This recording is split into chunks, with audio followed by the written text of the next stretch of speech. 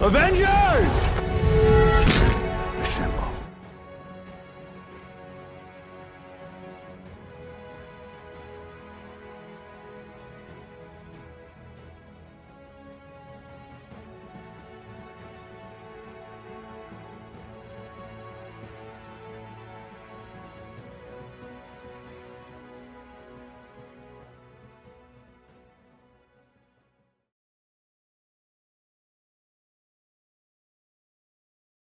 Hello, everyone, and welcome back to Excelsior, the world's #1 Marvel's Avengers podcast. I'm your director, Christian Buckley, joined as always by the Apex legend, my co-host, Jack Martin.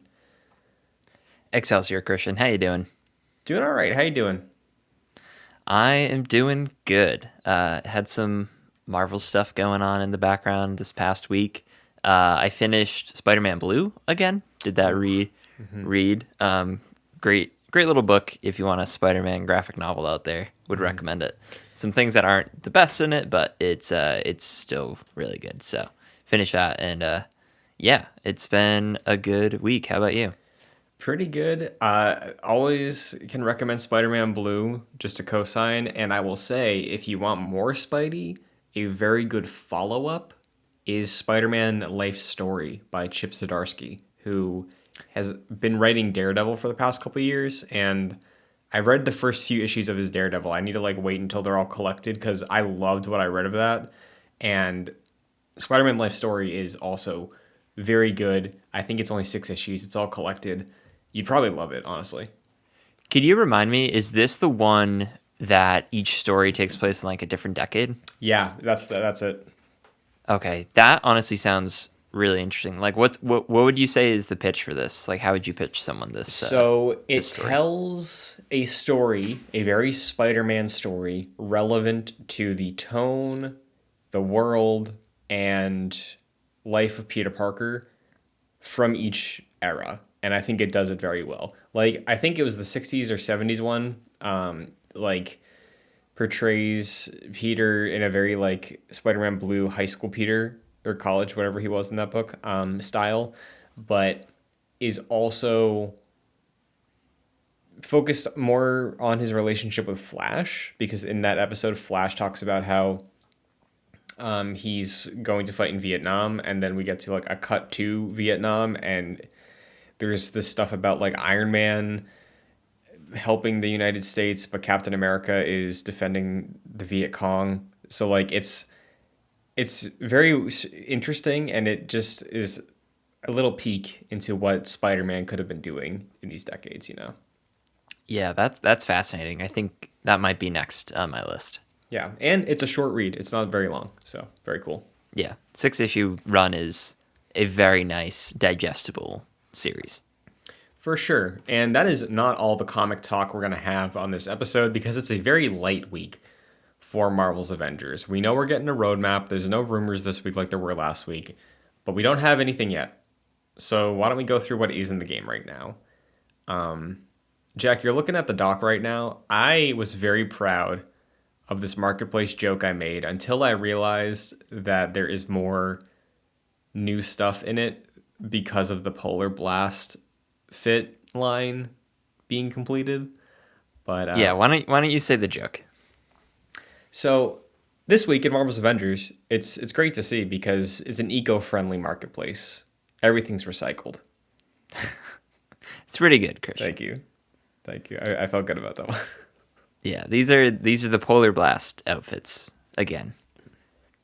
Yeah, which Polar Blast ones, they're solid. It's cool to see. I like the Black Panther one where it's just the white tactical look for his gear.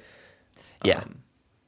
They're fun. They're charming. They're fun. I don't know if these are included, but there's also a sale going on right now, 50% off everything that is non-MCU related. So if you were looking to pick up some takedowns, emotes, nameplates, or normal skins, you can get a nice little discount on those currently. Yeah, these are included. I was playing the game a little bit earlier before the show, and the 500 credit skins are 250. So yeah, everything's like what you said. Everything's half off, and I believe you're right. I don't think the MCU skins are included in that. Yeah, which not surprising. We've come to expect it, but there are some quality skins in the game at this point that I'll do a little peruse before the sale ends. With my Yeah, there are definitely some good ones in there that are worth checking out for being like 250 credits. So yeah. that's good.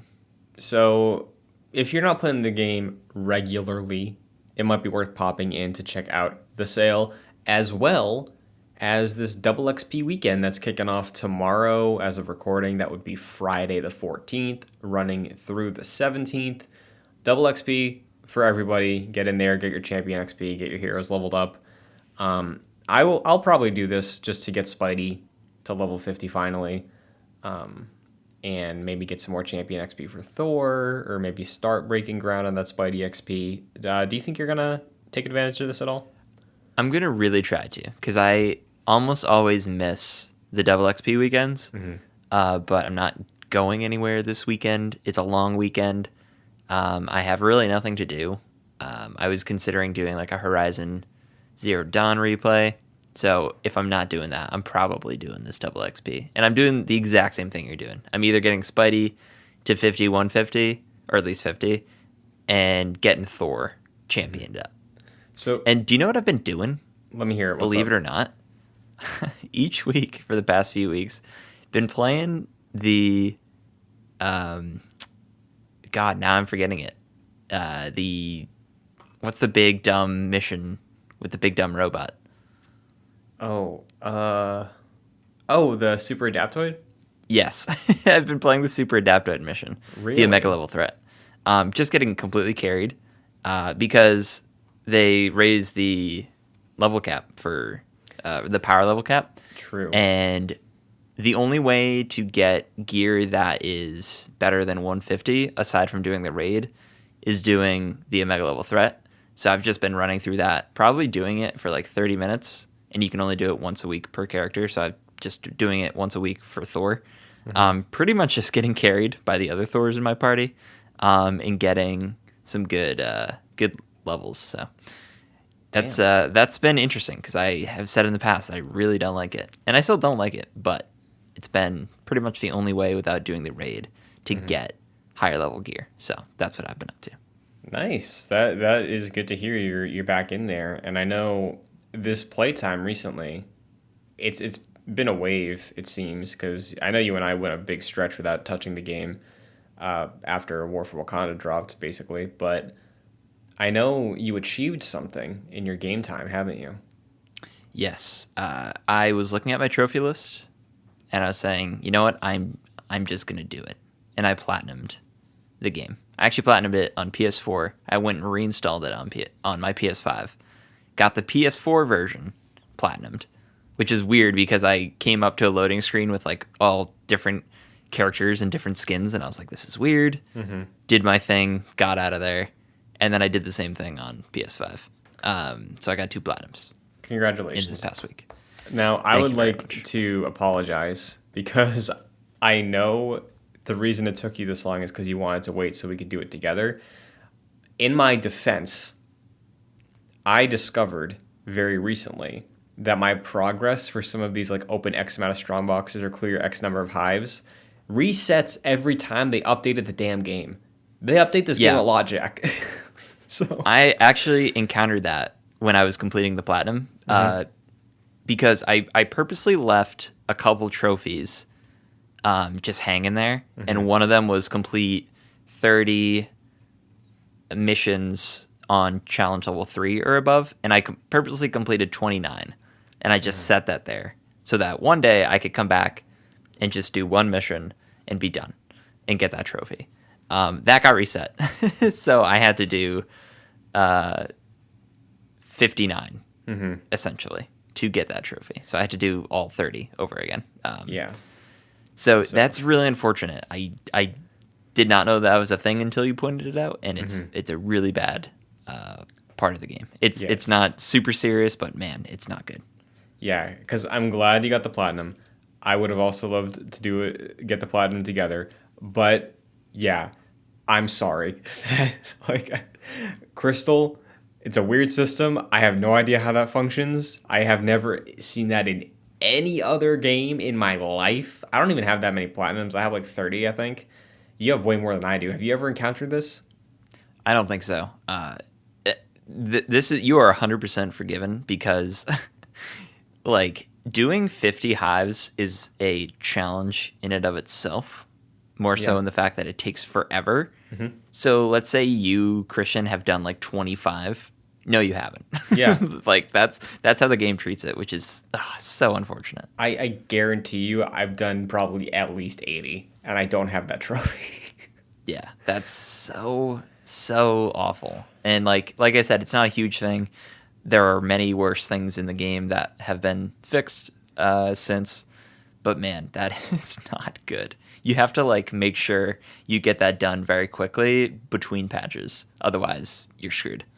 Yeah, so I was just going to say, maybe I'll try and do it this weekend for the double XP. I'm not going to do that. I can tell you right now, I'm not doing that. I'm not doing 50 hives this weekend. Yeah, But 50 hives is very long. I can't imagine how many hours that is to just sit and consecutively do that.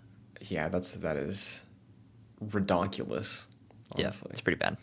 But what is good, almost, is we have the return of Priority Mission Rush, which, if you are unfamiliar or new to the show, a while back, Fury's report used to be going over what new priority missions there were. There was a low power, a high power. After like 50 weeks, I think, they axed it, and Priority Mission Rush became a limited time event thing where you'd get missions, you run in, you do your mission, guaranteed to drop an exotic once per week per character. Now, it's been tweaked a bit. I think it's come back a couple times at this point, but for those that are looking to get exotic drops, in the runtime of this returning event, you'll be able to get a guaranteed exotic drop per day per account. So, like, you can't run the priority mission with every hero every day, but you could do like Thor on Monday, Black Widow on Tuesday, Tony on Wednesday, and then you'll be swimming with some exotic gear. Yeah, this is good stuff. Especially like what I was saying. I have gear from the Omega level threat that is not my favorite, but it has the numbers that I want. In terms of like, I have like a 146 gear slot, but I don't like the perks or the attributes associated with it. So this will be nice to just drop in with Thor, and grab an exotic that I maybe actually like and just trade those numbers essentially. Yeah, I think right now with the game I'm full Spidey mode, so I'll try and get some exotics for Spider-Man and see how it goes.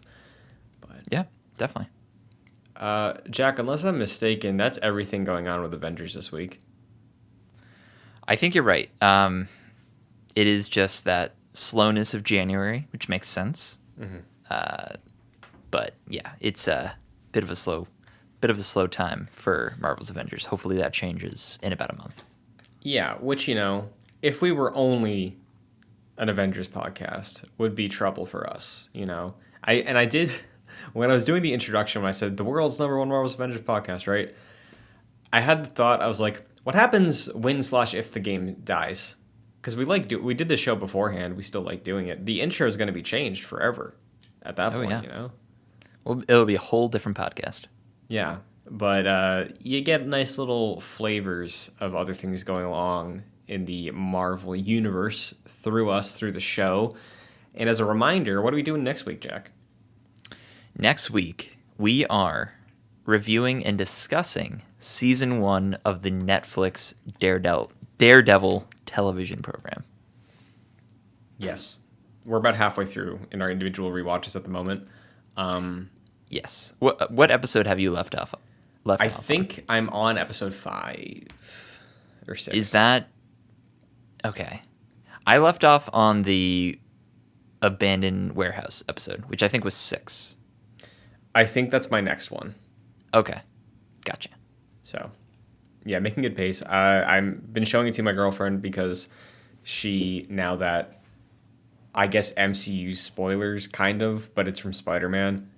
Now that Daredevil's back in the MCU, she is curious to give it a shot now, and she's been enjoying it so far also.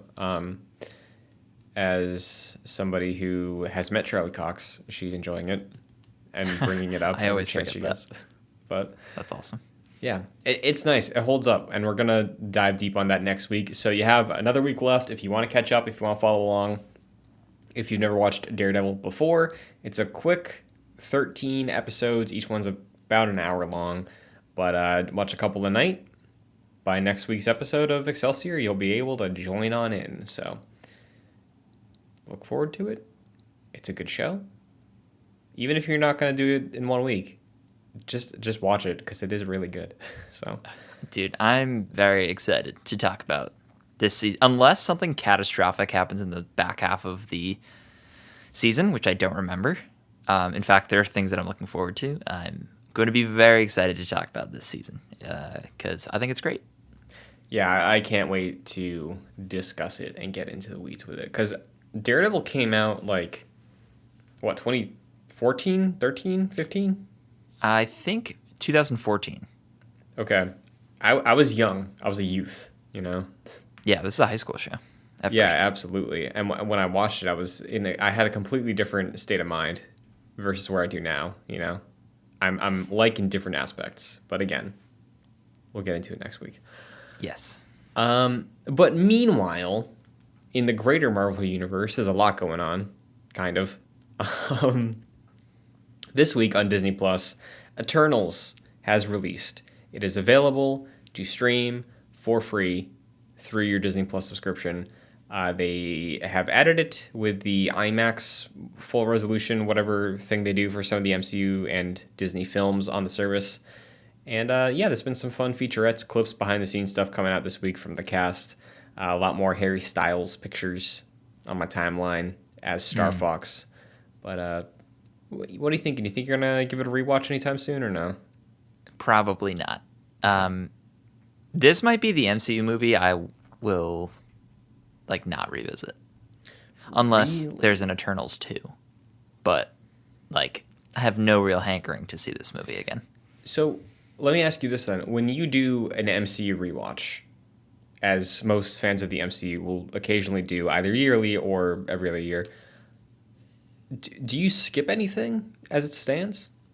Pre Eternals? I I haven't skipped anything because when I did my most recent MCU rewatch, it was just the Infinity Saga. So I just went through that pretty quickly. I think it was like right when WandaVision was coming out, so I didn't really have to catch up to anything for Phase 4, so didn't skip anything.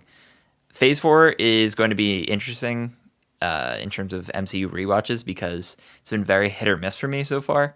So there may come a point, especially with the TV shows, where I get to one and I'm like, I don't know if I want to sit through 6 episodes of this for a show that I don't really like with Hawkeye. Or for Eternals, where it's like, I don't know if I want to sit for a 3 hour movie for something I don't necessarily like. So it remains to be seen how many times I'll rewatch this, depending on how important this is to the MCU. But what about you? Do you think you'll watch this anytime soon? Yeah, I was honestly probably gonna throw it on this weekend, just because I feel like when we did our episode, I was decently more positive on it than you were. So I'm curious if like after the discussion and time has passed, and I'm like fully neutral at the moment if I like it any more or less. So thinking about it. Yeah, I saw a lot of positivity recently about this movie, which is good. It's just not for me, but I'm glad people like this, especially since this was the worst reviewed Marvel movie, which kind of really makes no sense to me. I don't think it's that bad.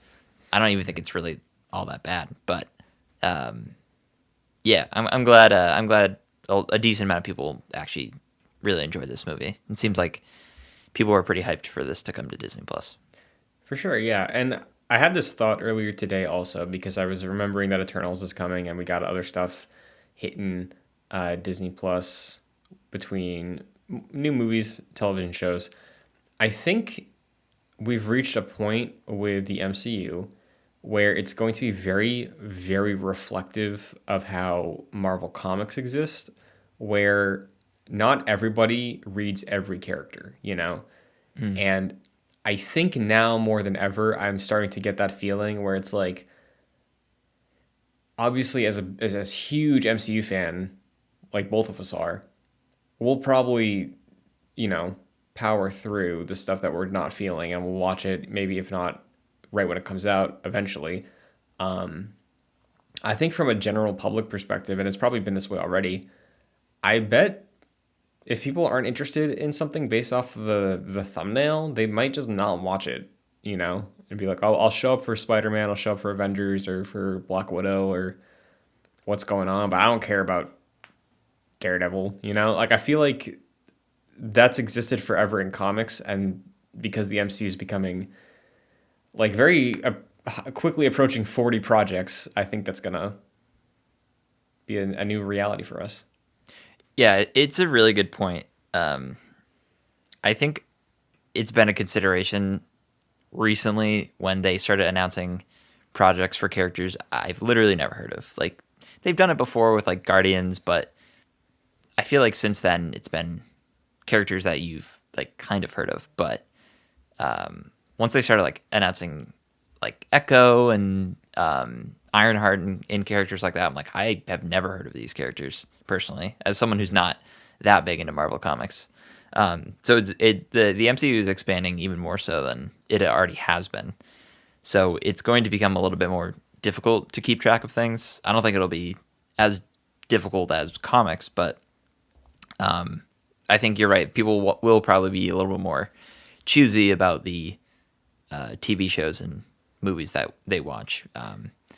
In some ways, that's good because you can kind of pick and choose and do whatever. But I think for you and me, at least for me, like, or you and I will definitely, like what you said, probably watch all of these. But that might start to like shine off a bit of the luster on the MCU because there's going to be projects, and there already has been for me, that I don't really like, and it's gonna make the MCU maybe a little bit more tedious as the years go on. So we'll see.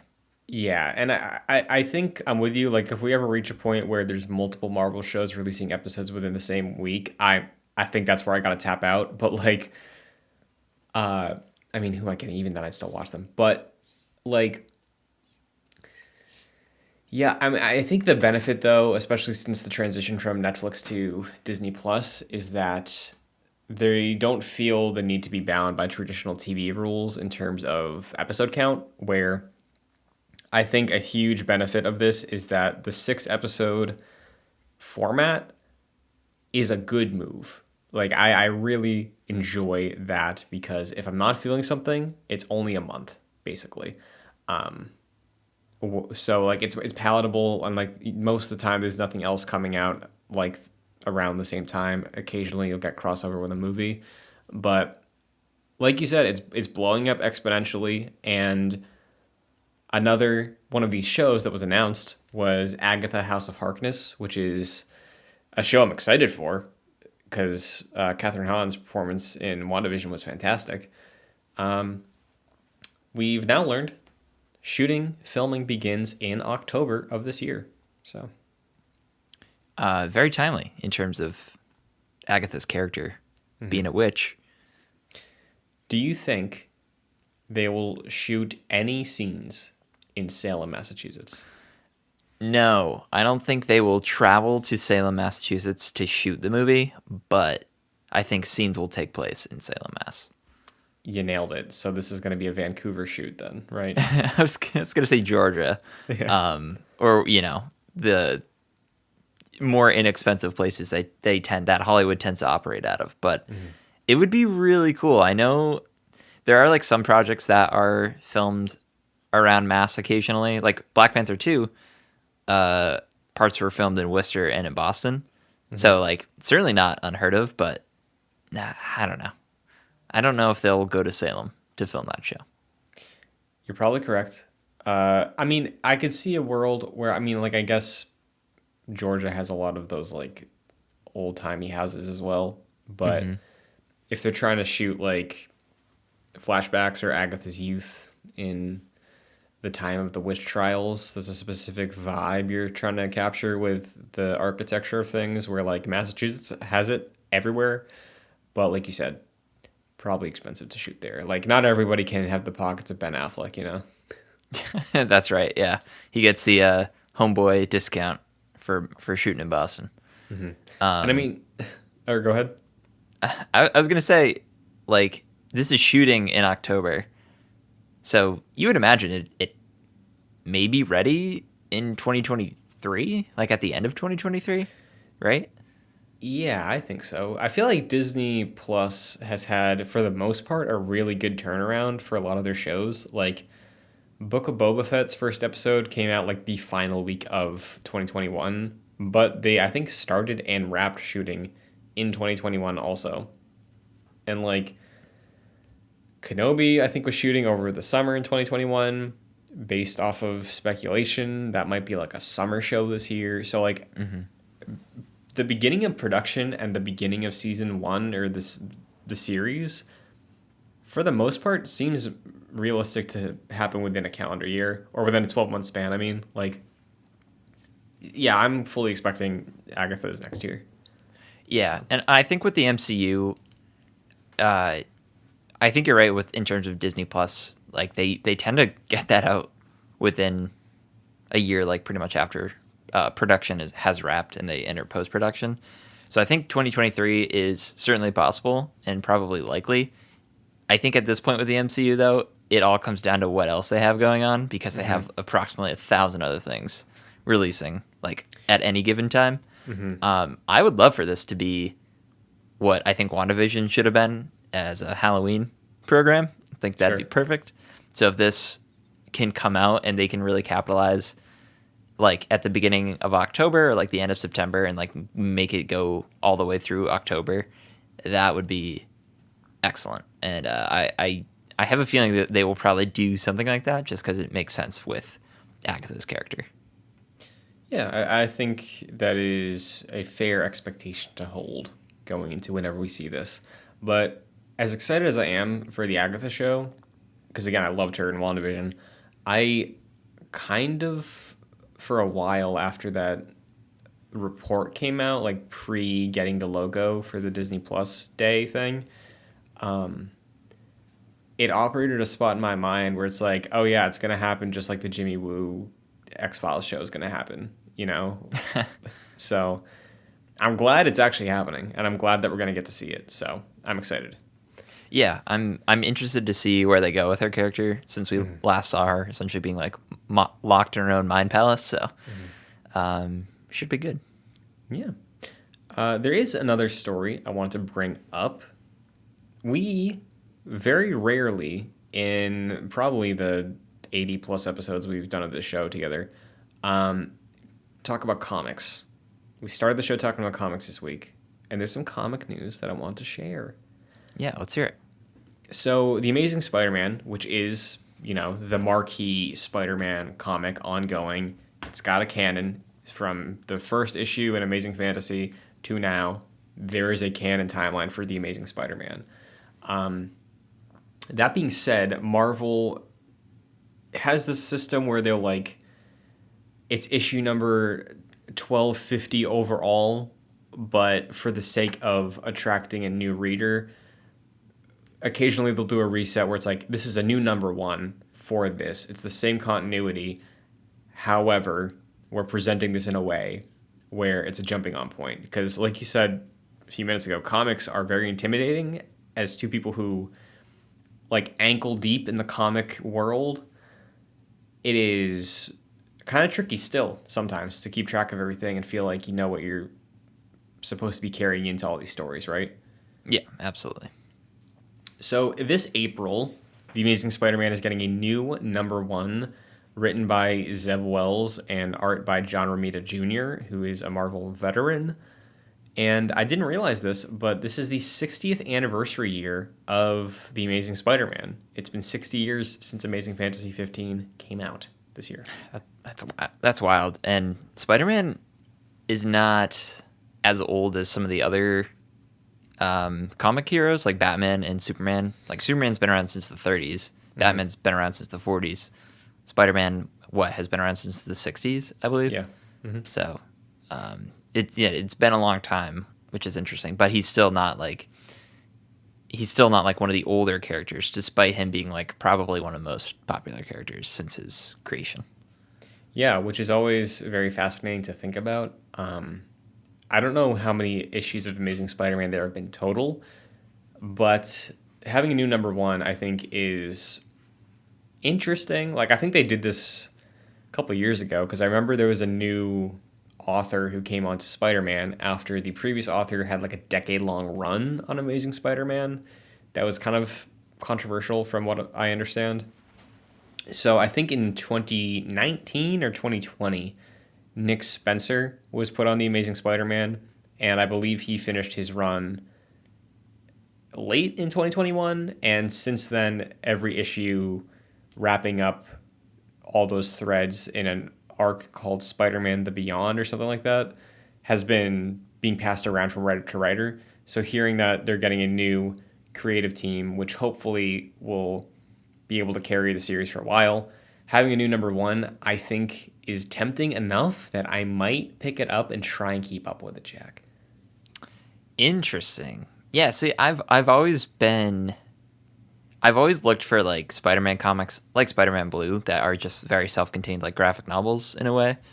But I've always wanted to jump into like what I did with Invincible. I read through all of Invincible, and it was amazing to see something start from 2003 and end in 2018, and just read that entire story.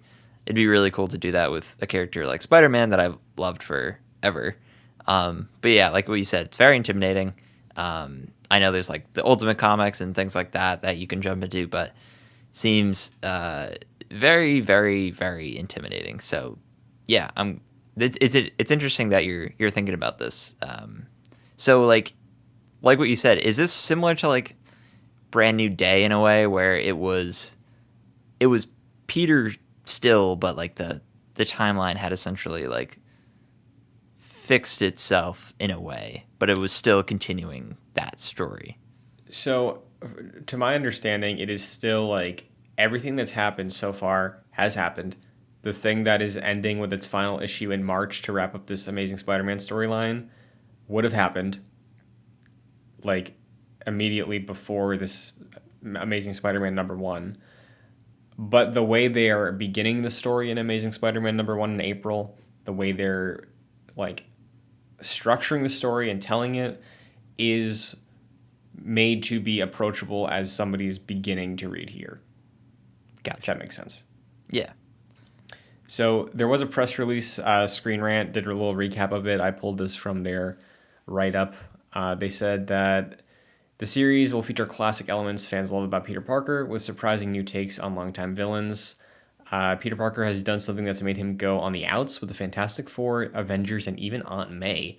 Peter will have Doc Ock on his tail, and the villain Tombstone is set to make a grand appearance in issue one. So there's a little pitch. That's a good pitch. Yeah, sounds like classic Spidey, Yeah, the Aunt May bit is interesting. Yeah, and again, reading that, I know it's just because it's Spider-Man, but reading that, like, oh, Peter's on the outskirts with all of his super friends and Aunt May, and Doc Ock is involved, I'm like, No Way Home? Yeah. Inspiration, maybe? Yeah, pretty much. So I'll give it a shot. I tried to get in before, but I dove in too late. So you miss one issue, you miss 30 issues. That's the thing.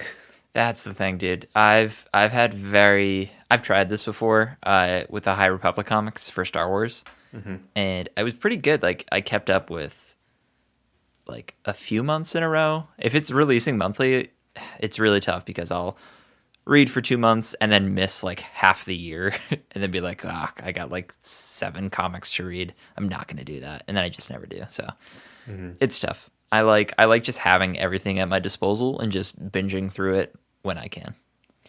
Yeah. And like as much as I love these characters and we have to wait so long for my favorite things with them, like the Spider-Man games, the Spider-Man movies, I could be getting interesting Spider-Man stories constantly if I just read the damn comics when they came out.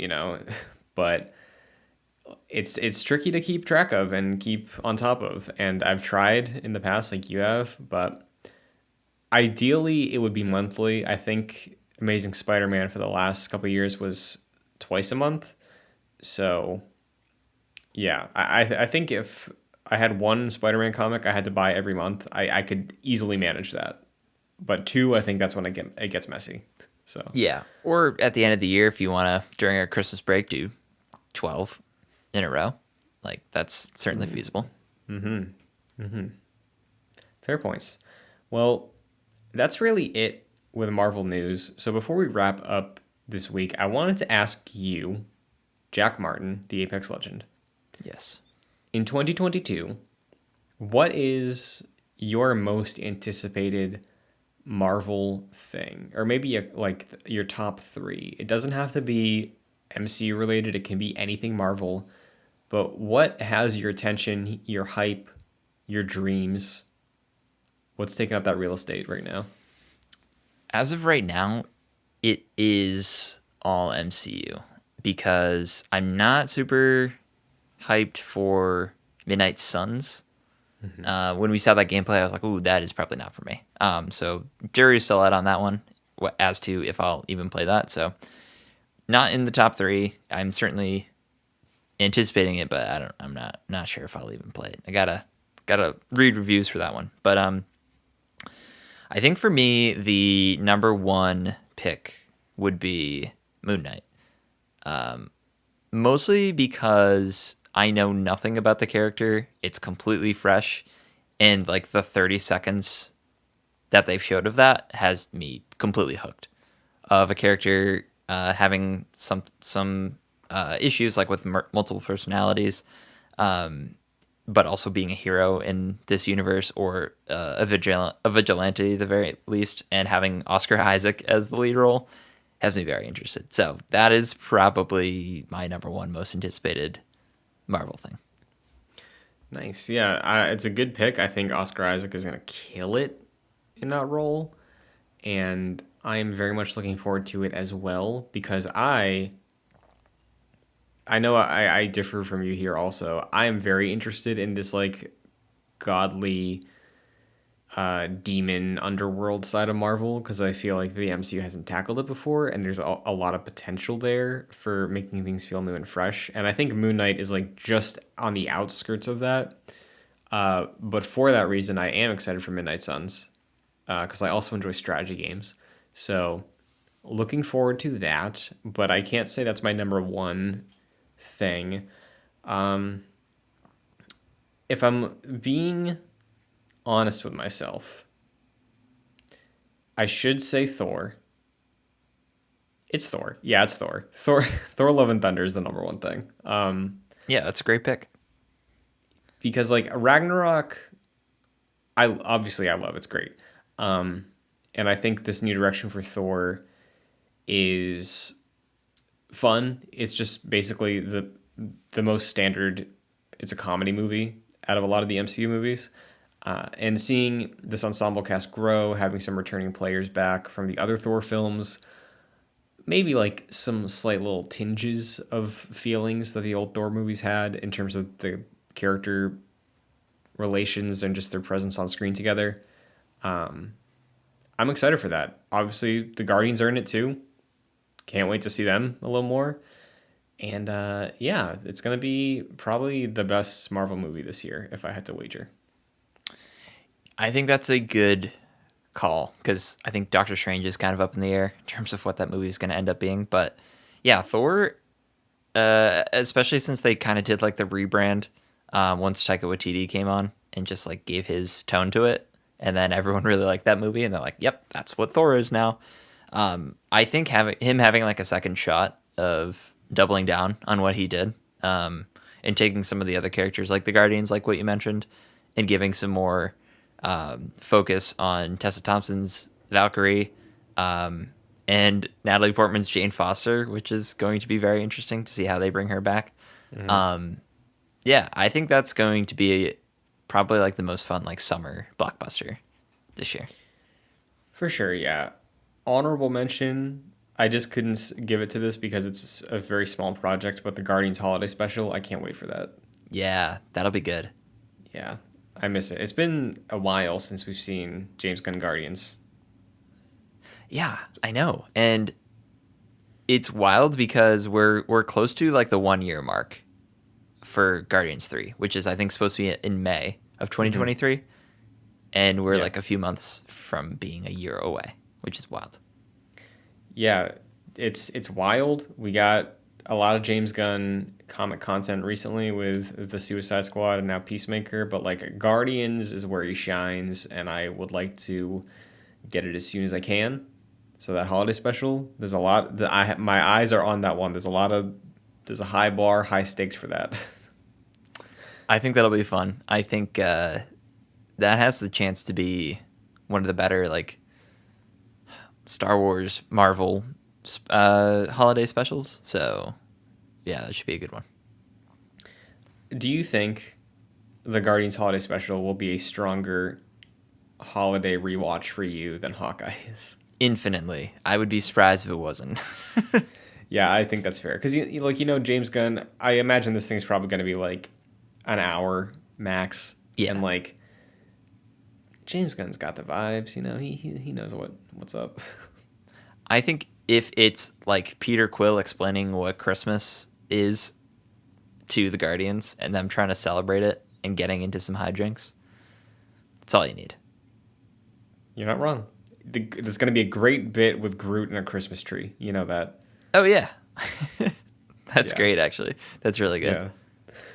Well, yeah. Shout out to Marvel this year. Obviously, there's probably things coming that we don't know about yet in terms of non-MCU related things. Like, there's a million Marvel video games that exist at the moment, I'm sure. Will we get announcements this year? Will we get unexpected releases this year? This time in 2021, you and I both did not expect, think, or predict that the Guardians of the Galaxy game would come out last year. So anything can happen. So Yeah, that was an excellent surprise. yeah, and hopefully we get another one of those this year. Hopefully we get a cool partnership or a next gen game from Marvel, or maybe some new crossover announcements or something else. But yeah, that's really it for this week. Any final things to go off on, Jack, before we wrap up? I would say some honorable mentions to Secret Invasion. Yes. That was a really interesting comic series, so I'm fascinated to see how they're going to bring that to life and see if there are any ramifications to the MCU, which I'm sure there will be. Doctor Strange, I'm morbidly curious about this movie, very nervous about this movie. Like what you said, all of our anxieties from Spider-Man have just shifted to Doctor Strange. Yeah. Because I think that might be the messy multiverse movie now. But very interested to see what happens with that. And in a similar way, interested about Black Panther 2, just with everything with like Letitia Wright and seeing how they're going to deal with that. It seems like the movie is kind of centered around her character potentially. So I'm just very curious about how that movie handles lots of things. So yeah, I think it should be a very interesting 2022 for Marvel. For sure. And we will be covering it in whatever projects release, whatever announcements get made, and of course, any changes, updates, or nails and coffins for good old Marvel's Avengers. But like we said, we'll be back next week for Daredevil. And until then, Jack, where can the agents of Excelsior find you? You can find me on Twitter at FascinatedJack. What about you, Christian? Yes, you can find me on Twitter, TikTok, and Twitch at Chun2D2. You can find the show on Twitter at ExcelsiorJC. And you can listen to the show on Apple Podcasts, Spotify, Google Play, Stitcher, your service of choice, wherever you get your podcasts. Just look up Excelsior, Avengers Game Podcast, JoyClicks, whatever you want to look up, you can find it. And worth reiterating, Spotify, you can rate and review on there now. So doing so greatly helps the show out. We appreciate it a bunch, and it takes a quick second to do that for the show if you enjoy it. And if you want to support the shows monetarily, you can do so at patreon.com/joyclicks at the $1 and $5 tiers. For $5, you get producer credit on this podcast and every podcast produced by JoyClicks for the month, just like Aaron Easton and Jose Garcia. So thank you very much. And that wraps up this week in Marvel on Excelsior. Like I said, Daredevil next week, not the Ben Affleck one, the Charlie Cox one. Watch it, follow along. But until then, Excelsior. Excelsior.